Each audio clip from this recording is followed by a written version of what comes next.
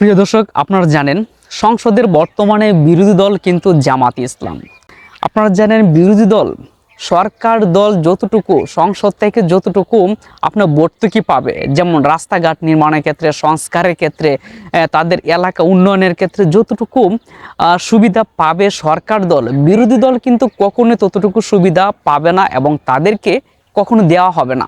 যেমন ধরুন, আপনারা এই ভিডিও স্ক্রিনে দেখতে পাচ্ছেন, এই যে ভিডিওটা, এখানে কিন্তু ডাক্তার মাসুদে কিন্তু তার এলাকার নদী ভাঙন রোধ প্রকল্প নিয়ে কিছু কথা বলেছিলেন, যেটা কি এটাকে মেরামত করার জন্য, নদী ভাঙন যে তাদের রাস্তাঘাট ভেঙে যাচ্ছে সেটার জন্য একটা বিল পাস করার জন্য যথেষ্ট সুন্দরভাবে কিন্তু তিনি নিজেকে উপস্থাপন করেছেন।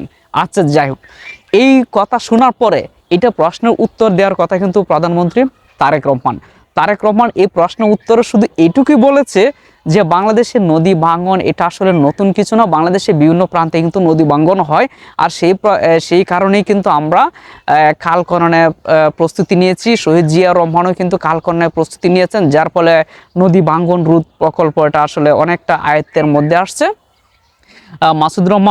ডাক্তার মাসুদকে উদ্দেশ্য করে বলছে, আপনি অবশ্যই জানেন যে আমরা কিন্তু খাল খননের কর্মসূচি নিয়েছি এবং সারা বাংলাদেশে খাল খননের প্রস্তুতি হচ্ছে, এই বলে কিন্তু, এবং শহীদ জিয়াও খাল খননের প্রস্তুতি নিয়েছিলেন এবং কাজ করেছেন, তারেক রহমানও খাল খননের প্রস্তুতি নিয়েছেন। এখন তিনি তার এলাকার সমস্যা তুলে ধরেছেন, সেই সমস্যাটা সমাধান দিবে বাজেট দিয়ে, সেই বাজেট না দিয়ে তিনি জিয়া রহমান খাল খননের প্রস্তুতি নিচ্ছেন, তিনিও খাল খননের প্রস্তুতি নিচ্ছে। এই খাল খনন করলে নাকি নদীর ভাঙন দূর হয়ে যাবে।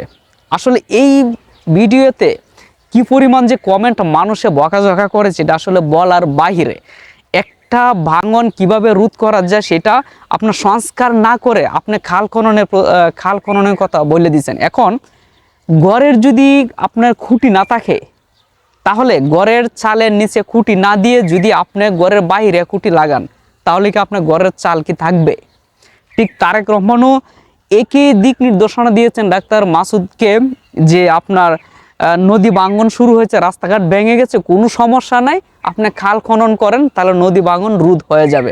এটা আসলে সম্পূর্ণটা মানে প্রশ্নের কোনো উত্তরই হইল না।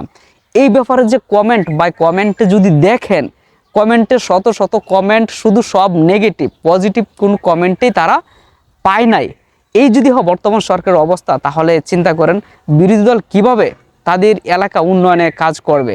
এই জন্য ভিডিওর শুরুতে বলেছিলাম, সরকার দল যতটুকু সুযোগ সুবিধা পাবে, বিরোধী দল কিন্তু ততটুকু সুযোগ সুবিধা কখনোই পাবে না।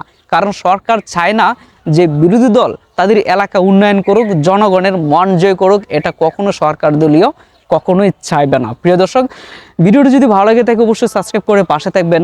আল্লাহ হাফেজ।